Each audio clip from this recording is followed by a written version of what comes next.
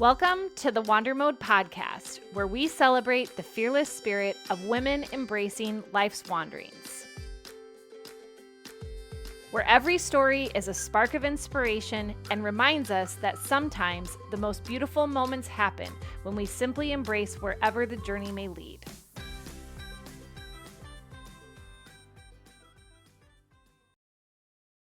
I am thrilled to introduce you today to two remarkable women who have made a significant impact in early childhood education. Ambily and Lena are the dynamic mother-daughter duo behind a Montessori school in Minnesota. Ambily and Lena have poured their hearts into building a space where children can thrive, guided by the Montessori philosophy of fostering independence, curiosity, and a love for learning. Their passion for education and their commitment to their students' growth are truly inspiring, and I'm very excited to explore their journey today and the values that drive their work. Let's jump into the conversation about why choose the Montessori approach for your school compared to a traditional educational approach in your school.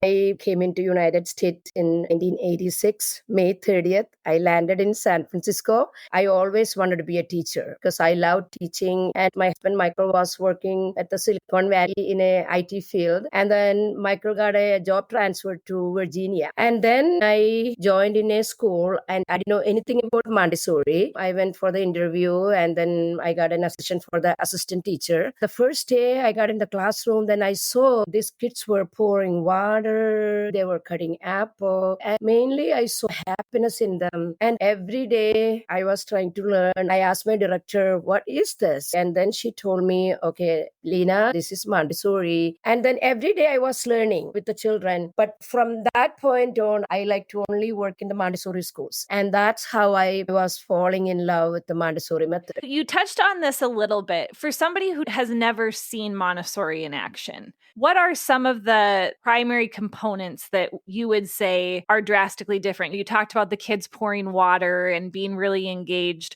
What does that look like from like a teacher perspective and then also from a kid perspective, just for somebody who doesn't know or really understand what Montessori is? Mom, even though she's been teaching for so long, every year there are situations where she's not quite sure how to approach it. And so she'll brainstorm and she'll talk with her other teachers. She is very much someone who doesn't think that she knows all the answers, but is confident that she'll get there. And I think that is the Montessori environment. That's something that you see. You're not doing the same things. It's pretty common for people to ask, what's your curriculum? Because that is what they learn. This is what we do every week. In Montessori, we don't have a curriculum because we're following each child and we're going with the wind. A few weeks ago, it was raining a lot. And so we were like, let's learn about the water cycle. Or the kids were picking dandelions. So we did some dandelion art project. You do follow a certain pattern, but there is also this freedom and lightness, it's basically freedom with limits. Yeah, and then the children, they know that. They have so much freedom in the classroom. They like sifting flour, they like to cut celery, they like to cut tomatoes.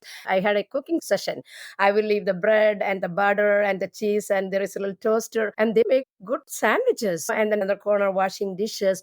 It's a freedom. And then one thing I want to mention to you, the curriculum is the child. The child is the main center of the Montessori classroom. You need to really see what the child needs. Children are different. Some children, they have some fears. Some kids, they don't want to learn. But the teacher need to be going along with the child like a wind. Really, the curriculum is the child. It's not about the checklist of all of the things that they will get there through love and nurturing, like you're saying, but you have to have it be about them, not the checklist. That's why Maria Montessori said the child who concentrates is immensely happy. Academic learning is important, but the child, as they're growing, they're developing their social skills, their emotional skills. So it's the whole package in Montessori. You're looking at the big picture. And at certain ages, a child that isn't comfortable, that doesn't feel safe in their environment, isn't going to explore their environment and learn. I think a good environment for a child is where people know that the most important thing is making sure that they feel love and that Yeah. they can be themselves and they can blossom. Mom talks about confidence a lot. Confidence is not about thinking I can do whatever I want whenever I want it. It's knowing that I can do something even if it is difficult, and even if I do fail or even if it is hard, I have that trust in myself. Montessori really helps children learn to trust themselves. These children are fearless. They are. With the fearless learning, that is another word for Montessori, is a fearless learning. I haven't done any other job, but the happiness you get from these children, I don't think you get it from any other job. They make you so special, and they will do anything for you. Like one time, one of the teacher was late. She had to take her son to the hospital or something. And the kindergartners came, Miss Leena, Miss is not here. And we have to set the snack, right? We have to set the snack. We have to have them wash their hands. And they all set the snack, and then they put the chair. And this is that freedom. They have agency. They are not my students. They are my friends. They are everything to me. Raising them to be a future adult rather than always thinking of them like a child, that they're so much more capable than what we give them credit for. So in Minnesota in 2000, here you are starting the school. Tell me about that process. It's so clear why you chose Montessori, but explain how that went. That had to have been quite the feat. I took my Montessori training, and then after that, I wanted to start my own school. I told my husband, Michael, can you start a school for me? I can teach, but I'm not a good business person. My husband, Michael, he's a very smart man, very kind and generous. I told him, I just want to have a very peaceful classroom with the 10 kids, like I can really focus on them. And that's how it started. Michael said, okay, I will help you. All my education back in India, Mom was a key person. I was married when I was 21. I was doing my master's in economics my first year. And that's what the time I got married, and then I came to United States. And my mom was visiting me that time in 2000. And she was the one who helped me to set up the practical life in the classroom. I think also another reason she wanted to start her own school was she hadn't had too many positive experiences in a work environment. And I don't know how much of that was because she was a woman of color. I think some of that really had to do with it. So she just wanted to create her own positive space. So all three of us, my mom, dad, and I, we would just drive around to see what spaces were available. And then we found this space, and it was in the basement of a church, but it was really nice because it was a walkout basement and it was this really beautiful natural space. The next step was we have to get the materials. And so we went through the catalogs, and I would sit with her and watch her as she picked out the materials. And then my grandma was there for the summer. We were doing everything together. And Ambily was 10 years old at that time. She was absorbing everything, and she's like a private detective. She's a very intelligent young girl, and she was listening every single thing. I would notice things that my parents hadn't noticed, but it was really special for, like my mom said, my grandma was this huge advocate for female education. And I think that came from my grandma's time. Do you want to just share what happened with Mama with her boarding school? My mom was growing up, and that time they all went to the boarding school. When she was in 9th grade, her grandma, we call in our language a mama. A mama means the grandmother. She was having cancer. She will die anytime. And my mom is a very determined person, very caring. She need to leave in 2 days to her boarding school. And her grandmother was saying, can you stay with me 2 days? My grandfather really wanted my grandmother to go back to school. But somehow my mom had the courage to tell her father, Dad, I am not coming this time. I need to be with my grandma. She stayed with her, and she died in 1 week. Yeah. Because she didn't go back to school, then that was the end of her education. Her dad said, no, I called you. Now you lost your chance. You are not going back to the school. And then she couldn't go back to the school. I think my grandfather would have been fine with my mom being done with her education with her undergrad. But my grandma, and she didn't really put her foot down for too many things, but she said, Leena is going to get her master's. She put her foot down. She valued education so much. I think sometimes in the Western world, we can really take education for granted. The systems are flawed and it's not perfect, but the fact that we have access to education, it is one of the biggest gifts. My mom used to say, Mhm. education is something if you don't need to use, you don't need to, but it will stay. You are not going to lose anything. And that's how I started in 2000. My mom was there. It was 10 kids. And then I had one assistant. That was my dream. It was just fabulous. All my containers were crystal and china and in a lot of potteries. And then I used to take it from my home. And Michael didn't even know. One time, Michael came into the classroom and he said, that's a china, and don't use that for the children because they're going to break it. Yeah, they break things. That's how they learn. They will be careful more.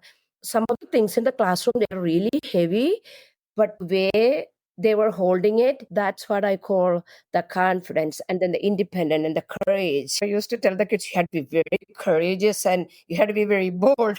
One thing I noticed, sometimes children, they want their way. I tell them to do certain things and they said, I don't want to do that. I used to tell them, help is not something you want to do. Help is something what other person needs. Even if you don't want to do it, you need to do it. I used to use this phrase a lot. You had to be flexible. It is mom's trademark phrase. Everybody at the school says, as Miss Leena says, be flexible. Be flexible. We'll use it.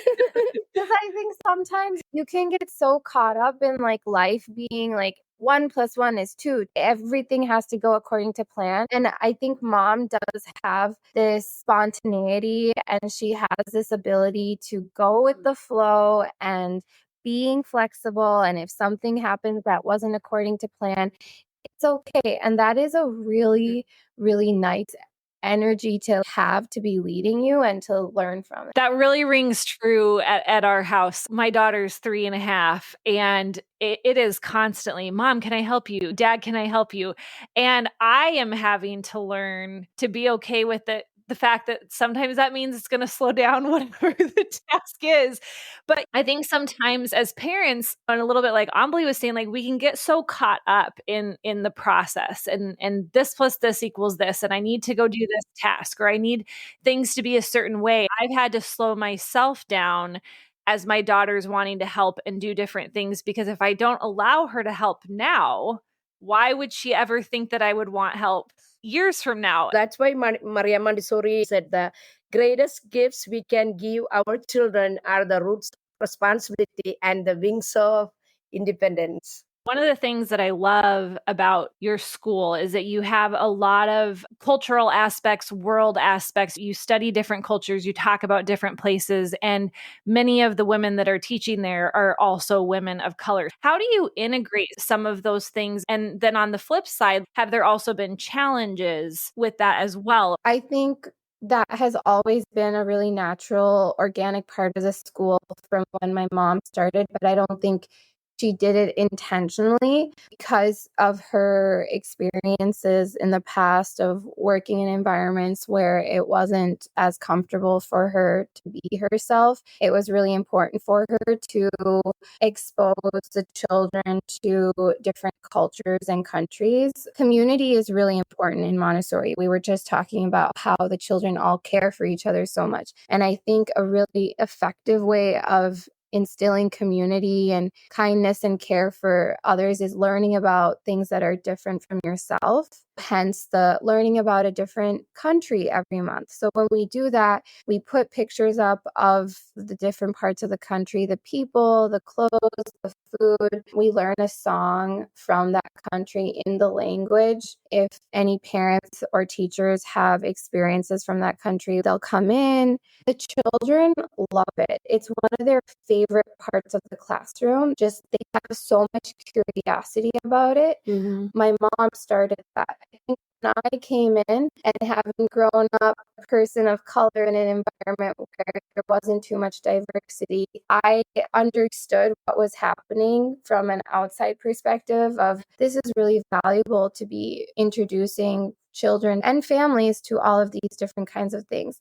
And I think there is a difference between tolerance and acceptance. And I think that at our school, what we're doing is we're teaching acceptance, which is embracing the differences and appreciating them, whereas sometimes tolerance can just be I'm letting you do your thing, but I might not be that comfortable with it or understand it or try to understand it, but I'm not going to stop it or hold you back. Whereas acceptance is just the love and the appreciation for the differences. So it's important to me that that continues. Whenever I'm giving tours to new families, I really emphasize that part of our school, that we are a school that accepts everything regardless, and we don't make it a spotlight. We're not like obsessed with difference and whatever. It's just people live lives in different ways and everyone is accepted, and we're going to go about our daily life. And in terms of the diversity of the staff, it's just kind of come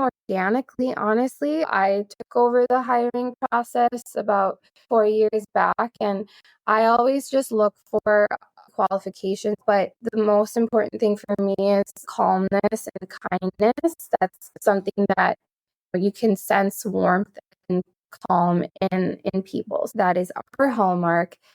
And the diversity of the staff, it just so happened that the people that have those qualities are these people. And I love the fact that we have people from all over the states and all over the world. And everyone is comfortable with being who they are. When we have teacher potlucks, everyone just brings their own dishes. I have this huge love for Korean food because I worked as an assistant for several years and my lead was Korean, and she introduced me, and I think I can cook Korean food better than Indian food at this point. We are a very diverse place, but it's not taking over our identity. We are a place of many, many different cultures and walks of life. Some of our teachers are younger, some of our teachers are older, but what we all have in common is we have a passion for young children, and we all like focus on the kids, and they are all good people. They are people of high integrity and good character. And I think if you have that, then whatever differences you have, you can all come together. People are from different parts of the world. They eat differently, they speak differently, but we are all one. It was a few months ago. One of the kids started wearing glasses, and she came into the classroom, and immediately one of the kids was like, "I love your glasses. They're so cute." Once in a while, I mean, children are honest. So if they do, when we're learning about something, sometimes if they hear another language and they laugh or they say, "Oh, that's weird," or that's in more of a negative way, we just gently correct them and we say, "I know that it's different from what you're used to, but something can be different, but it doesn't have to be weird." I love that then they're able to observe and have those experiences with other cultures at your school. And like you're saying, kids are very honest. And sometimes the honesty, I think, also comes from a place of like they don't always know the words to communicate that something feels different. So then to them, it's icky or weird or whatever word that they can come up with. It's interesting because we just got back from 2 weeks in Croatia, and one of my absolute favorite activities with my daughter is to actually just go to local playgrounds, because what happens at local playgrounds is that she's just immersed in all the little kids that live nearby that are at these playgrounds. And there was this little boy that she was drawn to, and we had no idea what he was saying, but he was such a chatterbox and just kept talking to her.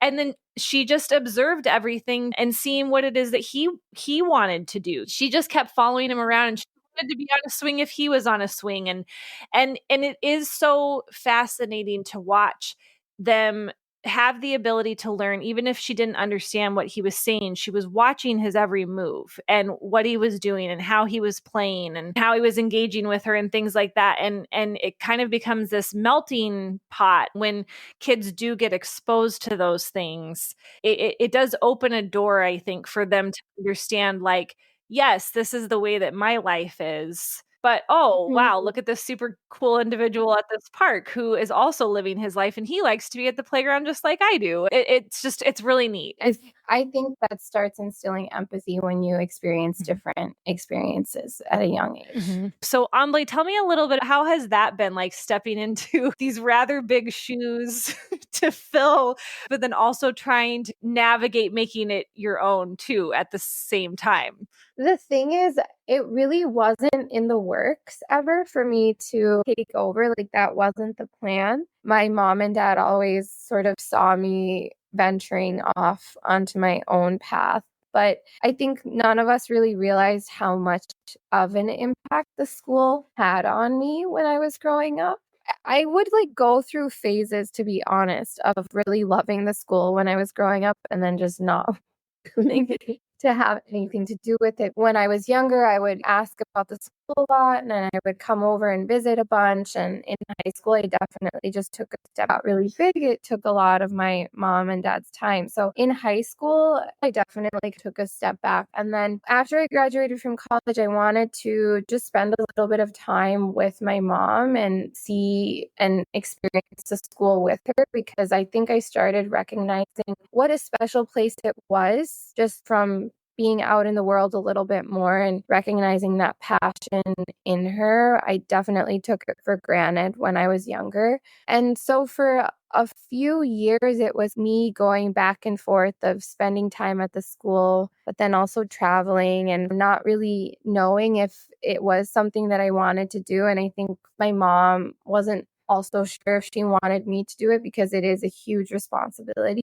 But then I think kind of the universe sometimes has a plan for you, and you go with it. I started directing 4 years ago, a few months before COVID, actually. And it just kind of happened. My parents, they had gone to India to spend a little bit of time there, and then they got stuck there because of the pandemic. And it just happened that I was leading the school during this time of a huge crisis. It was so intense. We were open through the whole thing. I am someone that loves research and learning from things. And when this happened, I was like, where do I look to for an example of what decisions I should be making? And it was the first time where there wasn't really anyone I could ask. I had to make the best decisions I could based on my judgment. And I think leading the school during a time of crisis and going through that made me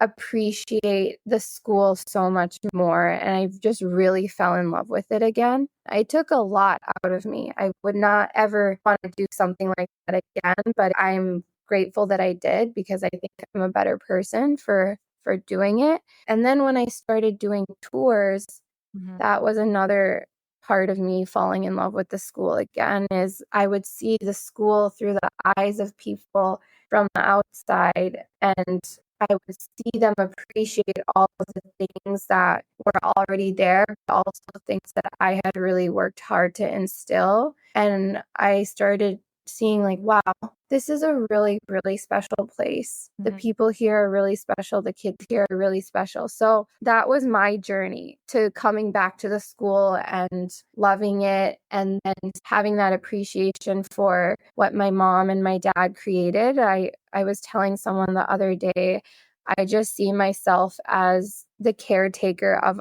a place that was gifted to me. They laid the foundations there. They created this really amazing, beautiful place. And now it's in my hands, and I work really hard to make sure that I carry on that legacy. It's never been an issue for me of, oh, I have to take a step away from my mom, or I want people to see it as mine. I'm perfectly comfortable and happy with her place in it. I see her as the matriarch of our school still. Even though she's not here every day and she's not in the daily running, she is that spirit and that energy of the place for all of us, for all of the teachers. When I give tours, I don't really say I'm the daughter. We don't talk about the family aspect of the school. Sometimes people just find out when they've been here for a longer time, because I do like to protect that. I'm actually a really private person, but for the first time at our spring program this year, I just wanted to acknowledge her, and I wanted people to know that she is so important to all of us. And I said, she is our leader. She is very much our leader. So I very much see that. And whenever I think about wanting to do something a little bit differently, I'll always bounce the idea off of her and some of our senior teachers here, the teachers that have been here for over a decade. I've never been uncomfortable with the fact of working with these really strong women. Like, I just love it. I'm someone who just loves being around strong women and learning from them and growing from them. So I just see it as a blessing, and I try to be responsible with what I've been given. Michael and myself, we are very No proud tears, of. no tears. What can I say? This kid, what she's doing at the school is amazing. And I'm just so proud I have created a human being like her. I would never take any responsibility for it because it starts with the teachers. We have just an amazing team of wonderful, wonderful human beings, and we all have that privilege and blessing of being able to work with them. And then also the families. It comes together. You can't have one without the other. So if we had a team of teachers and parents or families that did not contribute to that positive environment, we wouldn't have the environment that it is. I think the pandemic was really intense, but it made me really grateful for what I have now. I am grateful every day to have what I have, because when you, go through a really intense time, you are more appreciative when the good times come back again. Like you said, any one person in education, I think, can't take credit, but it's the whole system that's created that makes it that truly special place. And I think you're fortunate to have the family history of strong women that pushed for this love of education and this love of learning and being lifelong learners. I absolutely agree that it's so important to be a lifelong learner. And it was the biggest reason, ironically, that I left teaching was because I had this idea of something that I wanted to try and something that I wanted to learn. And I thought to myself, as much as I love this position and this gift of this job that I've been given in education, if I don't try this, then am I actually really following my vision of being like this lifelong learner? If my daughter was coming to me saying, Mom, I want to completely depart from this thing that I absolutely love to try this other thing, what would I be telling her? And I would be saying, you need to be a lifelong learner, like go after it, see what happens. You can always go back, and I thought that was really, really beautiful that you started the conversation that way, because I do believe it's so important to learn for life and to truly love learning, which is what Montessori gifts kids. So, Leena, tell me how you're spending your quote unquote retirement, because I actually feel like you're a very busy woman and you're traveling back and forth to India, and you're in the building, you're not in the building. So what does retirement look like for you now? We moved back to India this last December. We were thinking about quite a time. My husband and myself, we both came from India, and we were so proud of our culture. And then our daughter came along. What a beautiful child. She came along, and then we wanted to follow that culture, what we got it from our parents. We love both countries, but we always made sure go back and visit and see our family, and also for our daughter to see the family. And that's why even when Ambily grew up, she loves everything about India, food, and going back and visit people. And that was very important to us. And that's why we used to go back and visit a lot. I'm a person like, a struggle comes, I just tip them over, and then I just do whatever I need to do for my family and also for the school. And especially when I started the school, I used to work from 7 to 6 every day. I was a main person because I wanted to make sure that I'm with the children, because these parents, they are trusting me to leave their children there. I need to give that trust back to them. And that's how I was. I tell things happens in your life, but you just do whatever you need to do. When you look back now, we've been married 39 years. And when I look back, I'm so happy. We did so much in our life. Yeah, there were struggles, there were difficulties, there were short of staff, but we did whatever we had to do. And then we were kind of thinking about now, since Ambily is running the school, to move back to India. I think a lot of people don't go back in their community, but I think for Mom and Dad, we've had this house in India for about 10 years now, and it was slowly becoming more of a home.